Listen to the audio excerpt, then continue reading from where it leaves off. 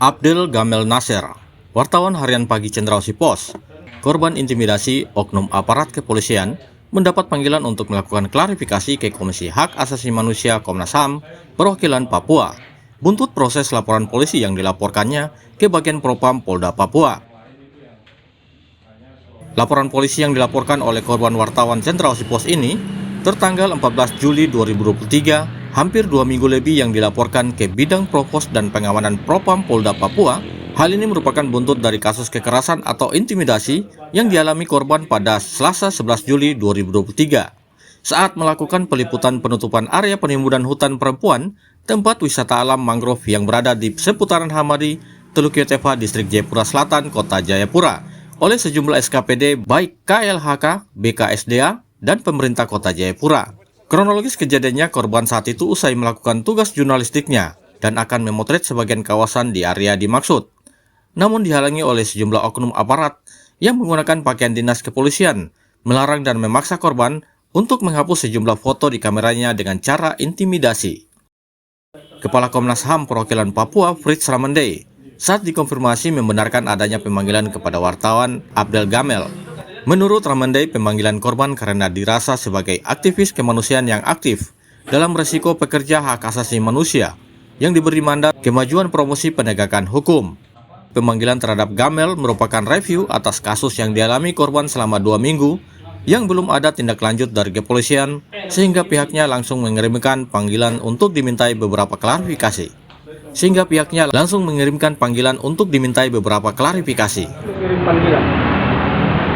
Kami mengirim panggilan karena di Komnas HAM itu model pengaduannya itu model A itu orang datang mengadu, model B-nya itu pengaduan proaktif. Terkait dengan kasus ini, kasus Gamel, itu kami memanggil. Kenapa kami memanggil? Karena di Komnas HAM itu SOP-nya adalah DIF, data, informasi, dan fakta terhadap sebuah peristiwa yang patut diduga pelanggaran hak asasi manusia atau peristiwa terhadap para pekerja kemanusiaan, pembela HAM itu, karena itu juga dikenal dalam institusi. Nah, selain para pembela HAM, tapi ada pekerja seperti perawat, guru, wartawan. Itu dalam mekanisme hak asasi manusia, itu mereka adalah pekerja hak asasi manusia yang diberi mandat sosial untuk melakukan upaya pemajuan, promosi, dan penegakan hak asasi manusia. Nah, terhadap kasus Gamel, itu telah menjadi pengetahuan publik. Karena dia telah menjadi pengetahuan publik, Komnas HAM itu meminta untuk kasus ini ditindaklanjuti. Kenapa kalau tidak ditindaklanjuti akan menjadi presiden buruk terhadap pekerja-pekerja kemanusiaan, para pekerja pembela HAM. Nah, karena itu sejak peristiwa itu sampai sekarang sudah hampir 2 minggu ya, itu kemudian kami melakukan DIF itu. Nah, berdasarkan DIF itu kemudian dirapatkan, lalu tiba pada kesimpulan bahwa kami akan mengirim panggilan terhadap Gamel.